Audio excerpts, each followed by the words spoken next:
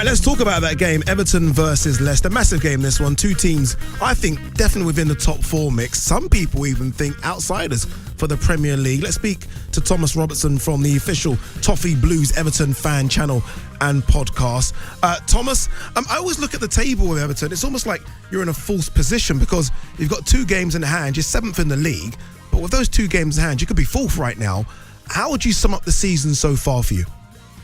I mean, all in all, it's been a brilliant season. We definitely had a tricky patch in November where we lost some games that we should have won or at least drawn. But overall, I think it's been an excellent season. And the thing is, with the games in hand, it's really tricky. Obviously, fixtures are getting postponed all the time these days. But we do have to remember our fixtures in hand are Aston Villa and Manchester City. By no means easy games. Yeah. It's not guaranteed points by any means. So it's an interesting position to be in. I think there's going to be still quite a bit of this going forwards. I'm sure we'll have games postponed in the season. I'm sure the teams around us will have other games postponed as well. So overall, yeah, I think it's been a brilliant season. But if we can make those games in hand count, then it's just an added bonus, I think. But I think the position we're already in is absolutely brilliant. No, it is a good position right now. I agree with you. And it's funny because you obviously had that fantastic start to the season. Dominic Calvert-Lewin scoring so many goals. All the players that came in the summer doing very, very well. And then you're right, you had that bump in the road. And I guess it's testament to the experience of Carlo Ancelotti that he's kind of tried different things. You played 4 centre-backs at the back. Everyone was talking about that. How's that going to work? Iwobi was brought back into the fold. And he's been able to kind of work it again, hasn't he? And I guess that comes down to Carlo Ancelotti. That's why you paid the big bucks for him. Yeah, exactly. I think his experience and his tactical knowledge has been absolutely invaluable really to us this season. I think the adaptation we've had to make as we've gone on, because we have picked up a lot of injuries at time. There was one point where James Rodriguez, Richarlison, Allen and Calvert-Lewin were all out, and Dinier's had problems with injuries as well. So the fact we've managed to get in the position we are with some of the injuries we've had as well, it's been brilliant. And the 4 centre-halves at the back was, I mean, when I first saw it, I was slightly concerned. But everyone was, Thomas. Everyone was like, what's going on here?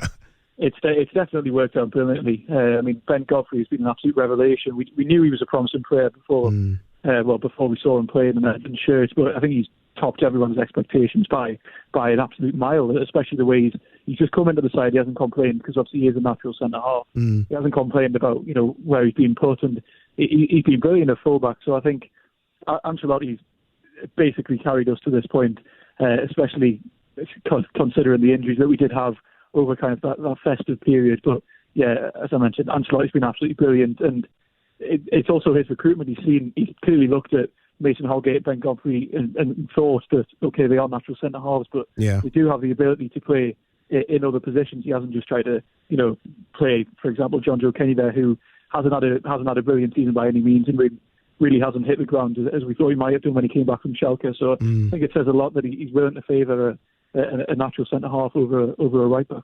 Yeah, it's interesting with the Ben Godfrey thing. And look, I'm going to do my list of sort of the best summer signings, and he's probably one of the outsiders to be on that list, just because when you bought him, I was like, well, he's not really going to start, is he? Mason Holgate's there, who's young, same age, around the same age. You got Yerry Mina, Michael Keane, very experienced. But he's come in, you're right, he's playing out of position right now, and you wouldn't know it, because he's doing fantastic. And I think, again, shrewd move there from Carlo Ancelotti. Let's talk about Dominic Calvert-Lewin. 15 goals this season, red hot at the start of the season. I think maybe lost a bit when Richarlison wasn't playing, because I think those two work so well together.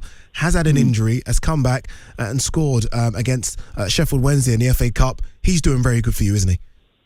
Yeah, he's been absolutely brilliant, and he did have that tricky spell, obviously going out injured as well, but he was playing constant fixtures. Our backup striker at the moment is Cenk Tosun. He's been linked with different moves away. There's a lot of talk in the media about that, but he was a running striker. I think he maybe ran himself into the ground over.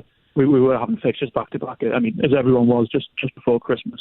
I think he did struggle. Then he picked up that injury, but obviously he's got his goal again against Sheffield Wednesday. He loves scoring against them. Obviously being a former Sheffield United player, I think he enjoyed the goal, did he? To be fair, yeah, he did it last season as well. I think he scored twice against them in the cup, so he definitely enjoys scoring against Sheffield Wednesday. But yeah, he's been absolutely brilliant. Probably like Ben Godfrey, we expected good things from him. He did have a solid season last year, and I mean he's just been absolutely brilliant since Ancelotti came in general. And he's topped my expectations already for this season. I think he's only one or two goals off his tally for last year, so I think he's been absolutely brilliant. And now he's got his goal again. Sometimes you see strikers drop in and out of form, but once they get that one again, they'll go on another run. So I fully expect him to be finding the form that he did have at the start of the season. Against Wolves, I saw that James Rodriguez and Sigurdsson were pushed a bit further forward. Are you surprised that, look, no one seems to have any money at all right now in this market, but are you surprised that you've maybe not looked at bringing in a backup striker? Because it does look a bit light there when Dominic Calvert-Lewin is out. You mentioned there Czech Tosun as an option off the bench. And I mean, if Everton want to push on to where Everton want to go to, that's probably not the best option off the bench, is it?